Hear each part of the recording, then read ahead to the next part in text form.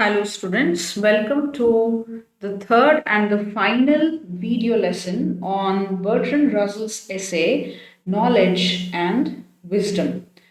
In the previous video, this has been the video series, and in the previous video, we were grappling with the ideas that he was putting forth.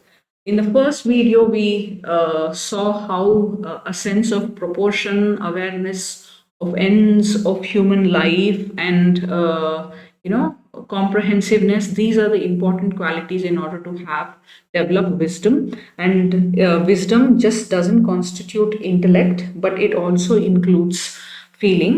In the second video, we were discussing how he argues that the choice of ends to be pursued and in emancipation from personal prejudice. ಅಂದ್ರೆ ಮನುಷ್ಯ ಯಾವ ಎಂಡ್ಸ್ನ ಯಾವ ಆಬ್ಜೆಕ್ಟಿವ್ಸ್ನ pursue ಮಾಡ್ತಿದ್ದಾನೆ, ಆಮೇಲೆ ಇನ್ ಎಮ್ಯಾನ್ಸಿಪೇಷನ್ from personal ಪ್ರೆಜುಡಿಸ್ ಅಂದರೆ impartial ಆಗಿ ಹೋಗೋದು ಹೇಗೆ, ಅಂದರೆ ನಮ್ಮ ಇಮ್ಮಿಡಿಯೇಟ್ ಸೆನ್ಶುವಲ್ ಎಕ್ಸ್ಪೀರಿಯನ್ಸ್ನ ಹೇಗೆ ಟ್ರಾನ್ಸೆಂಡ್ ಮಾಡೋದು ಅಂತ.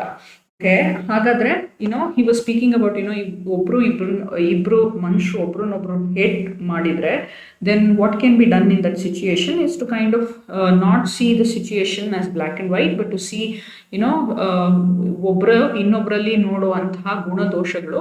It's usually what is commonly found among people. It's the normal range and not really more ಅಂತ ನೋಡಿದ್ರೆ then there is a possibility for developing wisdom there anta. And the next point was that the final objective of developing wisdom is to attain emancipation, liberation from the tyranny of the here and now. ಅಂದರೆ ಇವತ್ತು ಮತ್ತೆ ಈ ಇಲ್ಲಿನ ಟಿರನಿ ಏನಿದೆ, ಅಂದರೆ ನಮ್ಮ ಸಣ್ಣ ದೃಷ್ಟಿ ಏನಿದೆ ಅದನ್ನು ಮೀರುವಂಥದ್ದು. ಓಕೆ, ಆ್ಯಂಡ್ ಇಮಿಡಿಯೇಟ್ ಸೆನ್ಸಸ್ ಇಂದ ಆಚೆ ಹೋಗಿ ಹೇಗೆ ಒಂದು ಚೂರು ಡಿಸ್ಟೆನ್ಸ್ನ ಅಚೀವ್ ಮಾಡಿ in time and space, and how you develop impartiality. So these were the things that we were speaking about. Then he discussed whether wisdom can be taught, and if it can be taught, it should be one of the objectives of education ಅಂತ. ಅಂದರೆ ಎಲ್ಲ ಎಜುಕೇಷನ್ನಲ್ಲಿ.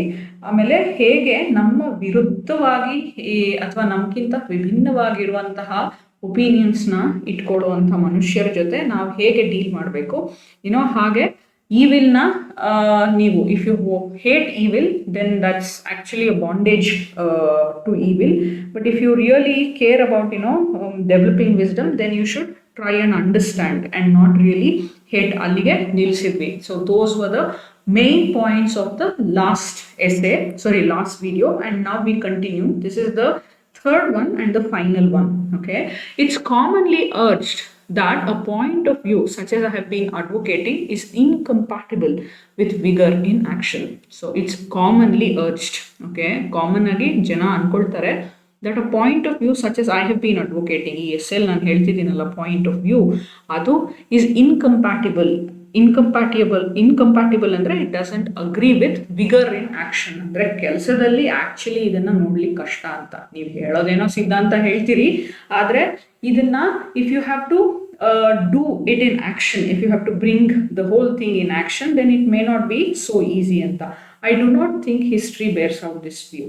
ಆದರೆ ನಾನು ಹೇಳ್ತೀನಿ, ಇತಿಹಾಸ ಹೇಳೋ ಪ್ರಕಾರ ಇದು I don't think it's actually true. ಅಂದರೆ ನೀವು ಇದನ್ನು ಕಾರ್ಯರೂಪಕ್ಕೆ ತರೋಕ್ಕಾಗಲ್ಲ ಅನ್ನೋದನ್ನ ಇತಿಹಾಸ ಡಿಸ್ಪ್ರೂವ್ ಮಾಡಿದೆ. It has proved it wrong. Queen Elizabeth I in England and Henry IV in France lived in a world where almost everybody was fanatical. ನಾನು ಇಬ್ಬರು ಲೀಡರ್ಸ್ನ ಇಲ್ಲಿ ಪ್ರಸ್ತಾಪ ಮಾಡ್ತಿದ್ದೀನಿ. ಯಾರೋ ಬರ್ಟ್ರಾಂಡ್ ರಸೆಲ್ ಇಲ್ಲಿ ಇಬ್ಬರು ಲೀಡರ್ಸ್ನ ಪ್ರಸ್ತಾಪ ಮಾಡ್ತಿದ್ದಾರೆ. Queen Elizabeth I in England and Henry IV in France lived in a world where almost everybody was fanatical. ಎಲ್ರಿಗೂ ಒಂದು ರೀತಿಯ ಫ್ಯಾನಾಟಿಸಿಸಮ್ ಅಂದರೆ ನಾನು ನಂಬಿದ್ದೇ ಸರಿ, ಬೇರೆಯವ್ರು ನಂಬಿರೋದೆಲ್ಲ ತಪ್ಪು. ಓಕೆ, ಆಮೇಲೆ ನಾನು ನಂಬಿದ್ದಕ್ಕೆ ನಾನು ಪ್ರಾಣನಾರು ಕೊಡ್ತೀನಿ ಅಥವಾ ಬೇರೆಯವ್ರ ಪ್ರಾಣನಾರು ತೆಗಿತೀನಿ. So that is the extreme belief which actually makes you aggressive, harmful to others, where your belief becomes harmful not only to your own self but also to others. That is fanaticism. Okay, Hitler na Germany for example, athwa Second World War munche Japan idid condition for example. Okay, either on the these are fanatical ಎರಾಸ್ ಅಂದರೆ ಒಂದು ಸಿದ್ಧಾಂತನ ಪೂರ್ತಿಯಾಗಿ ನಂಬಿಡೋದು, okay, ಅಥವಾ ಧರ್ಮದ ಮೇಲೆ ನಡೆಯುವಂತಹ ಯುದ್ಧಗಳಾಗಲಿ ಅಥವಾ ರಾಜಕಾರಣ ಆಗಲಿ, it's also fanatical, either on the Protestant or on the Catholic side. So Elizabeth I in England, so this one is speaking about 16th century Europe, okay.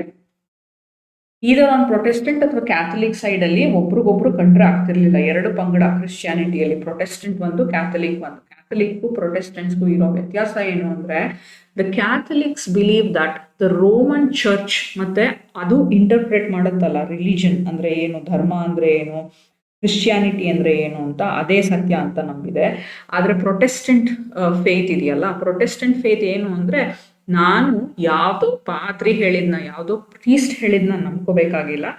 I am capable of reading Bible on my own and I can interpret God's word, God's book on my own ಅಂತ. ಅಂದ್ರೆ ನನಗೆ ಬೇರೆಯವರ ಮಾಧ್ಯಮದ ಮುಖಾಂತರ ಧಾರ್ಮಿಕ ಜ್ಞಾನ ಬೇಡ, ನಾನು ಧಾರ್ಮಿಕ ಜ್ಞಾನ ಏನು ಅಂತ ಅರ್ಥ ಮಾಡ್ಕೊಳ್ತೀನಿ ಅಂತ. ಮಾರ್ಟಿನ್ ಲೂಥರ್ ಕಿಂಗ್ ಅಂತ ಒಬ್ರು ಇರ್ತಾರೆ, ಓಕೆ. 15th ಸೆಂಚುರಿ ಯುರೋಪ್ನಲ್ಲಿ ಆಗ್ತಾ ಇದ್ದಿದ್ದು ಎಷ್ಟೋ ಬೆಳವಣಿಗೆಗಳು ತುಂಬಾ ಭಯಾನಕವಾಗಿತ್ತು. ಧರ್ಮದ ಹೆಸರಲ್ಲಿ they had begun selling intelligences, ಅಂದ್ರೆ ತಪ್ಪು ಮಾಡಿದ್ರು ಸಹ ಚರ್ಚಿಂದ ಕ್ಷಮೆ ತಗೊಂಡ್ರೆ ನೀನು ಎಲ್ಲವೂ ಸರಿ ಅನ್ನೋ ಹಾಗೆ, okay. So you get the difference, right? There is a certain kind of thing that is happening there. ಅಂದ್ರೆ ಚರ್ಚ್ ಕ್ಷಮಿಸಿದ್ರೆ ನಿನ್ನ ಕ್ಷಮಿಸಿದ ಹಾಗೆ ಅಂತ. ಸೊ ಅದಕ್ಕೆ ವಿರುದ್ಧವಾಗಿ ಚರ್ಚ್ ಮಾಡುತ್ತಿದ್ದಂತಹ ಈ ಎಕ್ಸ್ಟ್ರೀಮ್ ಏನೋ ಅನ್ಥಿಂಕಬಲ್ ಥಿಂಗ್ಸ್ ಇದೆಯಲ್ಲ, ಅದರಿಂದ ಆಚೆ ಬರಲಿಕ್ಕೆ ಪ್ರೊಟೆಸ್ಟೆಂಟ್ ಫೇತ್ ಹುಟ್ಕೊಳ್ತು, mostly under the leadership of this person called Martin Luther King. If you had studied history, ನೀವು ಬಹುತೇಕ ಎಲ್ಲರೂ ಹೈಸ್ಕೂಲ್ನಲ್ಲಿ ಅಥವಾ ಅದಕ್ಕಿಂತ ಹಿಂದೆ you would have studied European history and you would have understood how church played an important role there. Both remain free from the errors of their time, okay. ಇಬ್ರಿಗೂ ಅವರ errors of their time, okay. ಅಂದ್ರೆ ಆ ಕಾಲಕ್ಕೆ ಇರುವಂತಹ ಅಲ್ಲಿ ನ್ಯೂನ್ಯತೆಗಳೇನಿತ್ತು, flaws ಏನಿತ್ತು, ಅಥವಾ ಅಲ್ಲಿ ಅವರ ಆ ಸಮಯದ ತಪ್ಪುಗಳೇನಿತ್ತು, ಅದರಿಂದ ಇಬ್ರು ದೂರ ಉಳಿದ್ರು. They remain free. By remaining free were beneficent and certainly not ineffective. ಎಲ್ಲರೂ ಕಲ್ಯಾಣ ಮಾಡಿದ್ರು. ಬೆನಿಫಿಷಿಯಂಟ್ ಅಂದ್ರೆ ಎಲ್ರಿಗೂ ಉಪಯೋಗ ಆಗೋ ಹಾಗೆ ಅವ್ರ ಲೀಡರ್ಶಿಪ್ ಇತ್ತು. And certainly not ineffective. ಹಾಗೆ ಇಂಪಾರ್ಷಿಯಲ್ ಆದ್ರಿಂದ ದೇ ವರ್ ನಾಟ್ ಇನ್ಎಫೆಕ್ಟಿವ್, ಅಂದ್ರೆ ಅವರು ಪೂರ್ತಿ ವ್ಯರ್ಥವಾಗಿ ಹೋಗಲಿಲ್ಲ ಅಂತ. So this is actually illustrating the point that he has made above on impartiality. So ನಿಮ್ಮ ಇಮ್ಮಿಡಿಯೇಟ್ ಹಿಯರ್ ಅಂಡ್ ನೌ ಇಂದ ಸ್ವಲ್ಪ ಡಿಸ್ಟೆನ್ಸ್ ಇದ್ರೆ, if you can be remote from your own here and now, then it's possible to develop impartiality, which is actually one of the stepping stones to attain wisdom. Abraham Lincoln, ಹಾಗೆ ಇನ್ನೊಂದು ವ್ಯಕ್ತಿ ಪ್ರಸ್ತಾಪ ಮಾಡ್ತಾರೆ ಇಲ್ಲಿ. 3 people, Queen Elizabeth in England, both in 15th century, latter half of the 15th century and the early half of the 16th century, and Henry IV, and finally ಅಮೆರಿಕಾದ ಕತೆ ಬಂದರೆ, ಯುರೋಪಿಂದ ಆಯಿತು. ಇಲ್ಲಿ ನಾನು ಅಮೆರಿಕಾದಲ್ಲಿ ಹೇಳೋದಾದರೆ ಅಬ್ರಹಂ ಲಿಂಕನ್ನ ನಾನು ನಿಮಗೆ ಉದಾಹರಣೆ ಕೊಡ್ತೀನಿ. who conducted a great war without ever departing from what I have called wisdom. So ಅವರು he also kind of did a lot of great things, but he never departed from ಒಂದು ಸರ್ತಿಯು ವಿಚಲಿತ ಆಗಲಿಲ್ಲ. ಏನ್ರಿಂದ? ವಿವೇಕದಿಂದ. So it's possible to do big things. It's also possible to bring into action all the things that have discussed so far ಅಂತ ಹೇಳ್ತಾ ಇದ್ದಾರೆ. I've said that in some degree wisdom can be taught. ನಾನು ಹೇಳಿದ್ದೀನಿ ಏನಂತ ಅಂದರೆ wisdom can be taught ಅಂತ. ನಾನು ಮೊದಲೇ ಹೇಳಿದ ಹಾಗೆ wisdom it's possible to teach wisdom ಅಂತ. I think that this teaching should have a larger intellectual element than has been customary in what has been thought of as moral instruction. ಈ moral education ಅಂತ ಸ್ಕೂಲ್ನಲ್ಲಿ ಕೊಡೋರು ಚಿಕ್ಕ ವಯಸ್ಸಿನಲ್ಲಿ, moral education period ಅಂತ ಒಂದಲೇ separate ಆಗಿರ್ತಿತ್ತು. ಸೊ ಮಾರಲ್ ಇನ್ಸ್ಟ್ರಕ್ಷನ್ಗಿಂತ ಒಂದು ಚೂರು ವಿಭಿನ್ನವಾಗಿರಬೇಕು. ಆದರೆ ವಿಭಿನ್ನವಾಗಿರಬೇಕು ಅಂದರೆ ಯಾವ ರೀತಿಯಲ್ಲಿ ವಿಭಿನ್ನವಾಗಿರಬೇಕು? How do you think it should be different from the moral instruction? I think that this teaching should have a larger intellectual element. Okay, religious element ಅಲ್ಲ ಬೇಕಾಗಿರೋದು ನಿಮಗೆ, ಇಂಟೆಲೆಕ್ಚುಯಲ್ ಎಲಿಮೆಂಟ್ ಅಂದರೆ ರೀಸನ್ ಇಂದ ಹೋಗುವಂಥ element. You have to reason out things. for people, not really appeal to their sentiments, feelings, and stuff. That's also important. But comparatively, the moral instruction anta nododadre adrikke, if you have to improvise on it or if you have to add something to it, then it's very important that you add an intellectual element to it. ಬೌದ್ಧಿಕವಾಗಿ ಅಂದ್ರೆ reason ನ add ಮಾಡಿ ಅನ್ನೋ ಹಾಗೆ. So what has been hitherto thought as moral instruction. Okay, moral instruction ge idanna add madidre it is useful. I think that the disastrous results of hatred and narrow mindedness to those who feel them can be pointed out incidentally in the course of giving knowledge. ನಾವು ಏನು ಮಾಡ್ಬೋದು ಅಂದರೆ as instructors education ಶಿಕ್ಷಣದಲ್ಲಿ ಏನು ಮಾಡ್ಬೋದು ಅಂದರೆ the disastrous results of hatred. So ನಾವು ಯಾರನ್ನಾದರೂ ದ್ವೇಷಿಸಿದ್ರೆ ಅದರಿಂದ ಆಗುವಂತಹ disastrous results, the utter horrible results that emerge out of hatred and narrow mindedness. ನಮ್ಮ narrow mindedness to those who feel them can be pointed out incidentally in the course of giving knowledge. So ನಾವು ಏನು ಮಾಡಬೇಕಾಗಿಲ್ಲ ದೊಡ್ಡದಾಗಿ ಇನ್ಸ್ಟ್ರಕ್ಷನಲ್ಲಿ. ನಮ್ಮ approach ಹೇಗಿರಬೇಕು ಅಂದರೆ we just have to show hatred ಮತ್ತು ನ್ಯಾರೋ ಮೈಂಡೆಡ್ನೆಸ್ ಎಂಥ ಡಿಸಾಸ್ಟ್ರಸ್ ರಿಸಲ್ಟ್ಸ್ನ ಪ್ರೊಡ್ಯೂಸ್ ಮಾಡುತ್ತೆ ಅಂತ ಹೇಳ್ಕೊಟ್ರೆ ಸಾಕು ಅಂತ when you are imparting knowledge.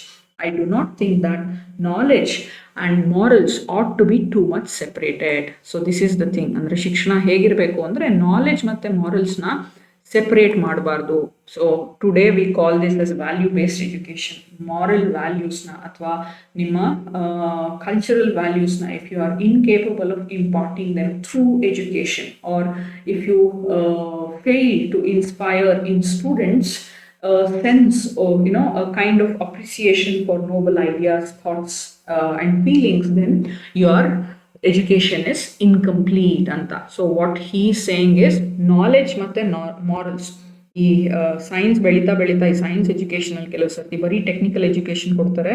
ಆದರೆ ಈಗ ಬಾಂಬ್ನ ಹೇಗೆ ತಯಾರಿ ಮಾಡಬೇಕು ಅಂತ ಎಜುಕೇಷನ್ ಕೊಟ್ಟು ಬಾಂಬಿಂದ ಆಗುವಂಥ ಅವಾಂತರಗಳ ಬಗ್ಗೆ ನಾನು ಹೇಳಲಿಲ್ಲ ನಿಮಗೆ ಅಂದರೆ as a teacher, then I would have failed in my ability to teach you that particular course of knowledge. And what is also important here is morals ಮತ್ತೆ knowledge separate ಅಲ್ಲ. It's part of one and the same thing. It is true that the kind of specialized knowledge which is required for various kinds of skill has very little to do with wisdom. So ನಾವು specialized knowledge ಅಂತ ಏನು ಹೇಳ್ತೀವಿ, say for example brain surgery ಬೇಕಾಗಿರೋ specialized knowledge or ಕಂಪ್ಯೂಟರ್ನ manage ಮಾಡ್ಲಿಕ್ಕೆ ಬೇಕಾಗಿರುವಂಥ specialise ನಾಲೆಡ್ಜಲ್ಲಿ there is very little scope for ಇಲ್ಲಿ ವಿಸ್ಡಮಲ್ಲಿ ನೀವು ಹೇಳ್ಕೊಡ್ಲಿಕ್ಕೆ ಆಗೋದು ಅಷ್ಟು ಸುಲಭ ಅಲ್ಲ. But it should be supplemented in education by wider surveys calculated to put in its place in the total of human activities. So specialized knowledge jotege we must find out a way to supplement andre add anta. Okay, supplement it should be supplemented with the wider surveys to put in its place in the total of human activities. So total of human activities nalli is specialized knowledge annadu ಎಷ್ಟು important, ಅದು ಎಷ್ಟರ ಮಟ್ಟಿಗೆ ನಾವು ಅದನ್ನ ನೋಡಬೇಕು, ಇದನ್ನ we have to think about it. Even the best technicians should also be good citizens. First, technicians agokkinta munche teach your people how to be good citizens first. And when I say citizens, I mean citizens of the world. Okay, ನಿಮ್ಮ ಊರಿನ citizen ಅಲ್ಲ, ನಿಮ್ಮ ಅಥವಾ ನಗರದ ಪೌರರಲ್ಲ. What we need is citizens of the world. This concept of citizens of the world, right? ಈ citizens of the world ಇದೆಯಲ್ಲ, Oliver Goldsmith ಒಂದು ಎಸ್ಸೆ ಇದೆ ಸಿಟಿಸನ್ಸ್ ಆಫ್ ದ ವರ್ಲ್ಡ್ ಅಂತ. ನಮ್ಮಲ್ಲಿ ಈ ಕನ್ನಡದಲ್ಲಿ ಯೋಚನೆ ಮಾಡಬೇಕಾದ್ರೆ ಕುವೆಂಪುದೊಂದು ಬರಹನೇ ಇದೆ, ವಿಶ್ವಮಾನವ ಪ್ರವೃತ್ತಿ ಅಂತ. ಓಕೆ, ಅಂದರೆ you have to think like a city, ಇಡೀ ಪ್ರಪಂಚನೇ ನಂದು ಅಂತ. ಅದಕ್ಕಿಂತ ವಿಶ್ವಮಾನವ ಅಲ್ಲಿವರೆಗೂ ಹೋಗೋಕ್ಕಿಂತ ಮುಂಚೆ ಋಗ್ವೇದದಲ್ಲಿ ಒಂದು ಮಾತಿದೆ, ವಸುದೈವ ಕುಟುಂಬಕಂ ಅಂತ. ಇಡೀ ಪ್ರಪಂಚವೇ ನನ್ನ ಜಗತ್ತು, ಅಂದರೆ ನನ್ನ ಕುಟುಂಬ ಅಂತ ಯೋಚನೆ ಮಾಡೋರು. ಆವಾಗ ಬೇರೆಯವರು ನಮ್ಮ ಥರನೇ ಅನ್ನೋ ಭಾವ ಬೆಳೆದು ಬಿಡುತ್ತೆ. ಯಾವಾಗ ನಾನು ಬೇರೆ, ಬೇರೆಯವರೆಲ್ಲ ಬೇರೆ ಅನ್ನೋದು ಬರುತ್ತಲ್ಲ, ಈ ಬೇರೆ ಸೆಪರೇಷನ್ ಬರುತ್ತಲ್ಲ, that is when all the problems in the world begin. Okay, I mean citizens of the world, not of this or that sect or nation. ಯಾವುದೋ ಗುಂಪಿಗೋ ಪಂಗಡಕ್ಕೋ ಅಥವಾ ಯಾವುದೋ ದೇಶಕ್ಕೋ ಸಿಟಿಸನ್ ಆದರೆ ಸಾಲದು. You need to be citizen of the world in order to develop wisdom. With every increase of knowledge and skill, wisdom becomes more necessary. So ಪ್ರತಿಯೊಂದು ಕಡೆ ಅಂದರೆ ನಾವು ಟೆಕ್ನಾಲಜಿಕಲ್ ಅಡ್ವಾನ್ಸ್ ಇರುವಾಗ ಅಥವಾ ಬೇರೆ ಸೈಂಟಿಫಿಕ್ ಅಡ್ವಾನ್ಸ್ ಇರುವಾಗ, if you don't have wisdom, right, it can actually be very harmful. For every such increase augments our capacity of realizing our purposes, therefore augments our capacity for evil if our purposes are unwise. ಯಾಕೆ ಅಂದರೆ ಪ್ರತಿಯೊಂದು increase in knowledge it augments ಅಂದರೆ extend ಅಂತ ಅರ್ಥ. The word augment means extend. It extends our capacity of realising our purposes. ನಮ್ಮ ಉದ್ದೇಶಗಳೇನಿದೆ ಅದನ್ನೆಲ್ಲ easily ನಾವು ಫುಲ್ಫಿಲ್ ಮಾಡ್ಕೋಬೋದು as we advance in technological knowledge or scientific knowledge. ಅದರಿಂದ ಇನ್ನೂ ಒಂದು ಪ್ರಾಬ್ಲಮ್ ಏನಾಗುತ್ತೆ ಅಂದರೆ it therefore augments our capacity for evil as well. ಅದರಿಂದ ದುಷ್ಪ್ರಯೋಜನ ಪಡ್ಕೊಳ್ಳುವಂಥವ್ರು ತುಂಬ ಜನ ಆಗೋಗ್ತಾರೆ. ಯಾವಾಗ ಇಫ್ ಅವರ್ ಪರ್ಪಸಸ್ ಆರ್ ಅನ್ವೈಸ್, ನಮ್ಮ ಪರ್ಪಸಸ್, ನಮ್ಮ ಉದ್ದೇಶಗಳು ಸರಿಗಿಲ್ಲದೆ ಇರುವಾಗ, ಅಥವಾ ಇಫ್ ದೇ ಆರ್ ಅನ್ವೈಸ್, ಅದರಲ್ಲಿ ವಿವೇಕ ಇಲ್ಲದೆ ಇದ್ರೆ ಡೆಫಿನೆಟ್ಲಿ ತುಂಬ ಒಳ್ಳೆಯದನ್ನು ಕೆಟ್ಟದನ್ನು ಮಾಡಿಸುತ್ತೆ ನಿಮಗೆ ಅಂತ. ಓಕೆ, ಅವಾಗ ಪ್ರಗತಿಯಾಗಿರಲ್ಲ, ಪ್ರಗತಿ ನಾಶಕ್ಕೆ ನಾಂದಿ ಮಾಡ್ಕೊಳ್ಳುತ್ತೆ ಅನ್ನೋ ಹಾಗೆ. The world needs wisdom as it has never needed it before. ಹಿಂದೆ ಎಂದಿಗೂ ಸಾಧ್ಯವಾಗದೇ ಇರುವಂತಹ it has never needed it before. ಹಿಂದೆ ಬೇಕಾಗದೇ ಇರೋದಕ್ಕಿಂತ ಜಾಸ್ತಿ ಇವತ್ತು we need wisdom in world. And if knowledge continues to increase, ನಮ್ಮಲ್ಲಿ ಜ್ಞಾನ ಹೀಗೆ ಬೆಳೀತಾ ಹೋದರೆ the world will need wisdom in the future more than it does now. So ಹೀಗೆ ಬೆಳೀತಾ ಹೋದರೆ ಫ್ಯೂಚರಲ್ಲೂ ಸಹ ಇವತ್ತಿಗಿಂತ ಹೆಚ್ಚಿಗೆ ವಿವೇಕ ನಮಗೆ ಬೇಕಾಗುತ್ತೆ. So that's the end of it. what I will do perhaps is shortly summarize the whole thing. ಇವ್ರು ಹೇಗೆ ಇದು ಮಾಡ್ತಾರೆ ಅಂದರೆ ನಾಲೆಡ್ಜ್ಗೂ ವಿಸ್ಡಮ್ಗೂ ಇರುವಂಥ ಡಿಫ್ರೆನ್ಸ್ ಹೇಳ್ತಾರೆ. ವಿಸ್ಡಮ್ ಅನ್ನೋದಾದರೆ ಅದರಲ್ಲಿ ಯಾವ್ಯಾವ ಲಕ್ಷಣಗಳಿರಬೇಕು. There should be a sense of proportion, ಅಂದರೆ ಯಾವುದಕ್ಕೆ ಎಷ್ಟು ವೆಯ್ಟ್ ಕೊಡಬೇಕು, ಯಾವುದಕ್ಕೆ ಎಷ್ಟು ಇಂಪಾರ್ಟೆನ್ಸ್ ಕೊಡಬೇಕು, that you need to decide first. And you also need to have a comprehensive vision, ಅಂದರೆ ಒಂದು ಪ್ರಾಬ್ಲಮ್ನ ಎಲ್ಲ ಆ್ಯಂಗಲ್ಸಿಂದ ನೋಡುವಂತಹ ದೃಷ್ಟಿ. ಓಕೆ, ಆ ಕಾಂಪ್ರಹೆನ್ಸಿವ್ ಜೊತೆಗೆ you also need a certain awareness of ends of human life. ಅಂದರೆ ಹ್ಯೂಮನ್ ಲೈಫ್ ಎಲ್ಲಿಗೆ ಹೋಗಿ ಮುಟ್ಬೇಕು, ಓಕೆ, ನಾಶಕ್ಕೆ ಹೋಗ್ಬೇಕಾ ಅಥವಾ ಅವನತಿಗೆ ಹೋಗ್ಬೇಕಾ ಅಥವಾ ಪ್ರಗತಿಗೆ ಹೋಗ್ಬೇಕಾ, ಇದು you should see whether it is progressing or regressing, right.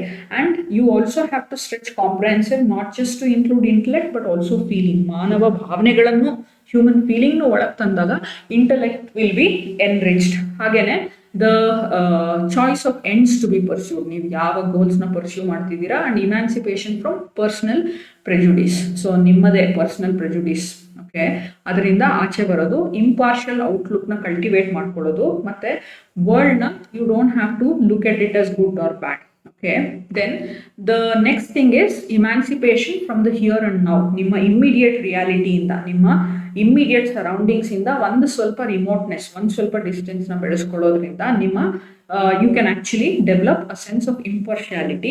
Then he is also speaking about how wisdom needs to be the aim of the education and how it can be taught. Okay, and he is saying here, teaching ನಲ್ಲಿ moral ಇನ್ಸ್ಟ್ರಕ್ಷನ್ಗಿಂತ ಒಂದು ಚೂರು intellectual element ಜಾಸ್ತಿ ಇರಬೇಕು. ಯಾಕೆ ಅಂದರೆ moral instruction appeals to your religious sense or even your feelings, emotions and these things, but then we need to have a bigger intellectual element and reason in the education. Now education ಅಂತ ತರೋದಾದ್ರೆ, so ಹಾಗೆ knowledge ಮತ್ತು ಮಾರಲ್ಸ್ನ separate ಮಾಡಬಾರ್ದು. ಹಾಗೇನೆ we have to encourage people to be citizens of the world, not just be citizens of either one sect or race or one nation. And then ಹೇಗೆ ಇವತ್ತಿನ ಪ್ರಪಂಚ ಮತ್ತು ಇನ್ನು ಮುಂದೆ ಬರೋ ಪ್ರಪಂಚ, since we are advancing so much in knowledge, there is an absolute need for more wisdom in our age ಅಂತ. So by that we end reading the essay by Bertrand Russell named Knowledge and Wisdom. Thanks for listening.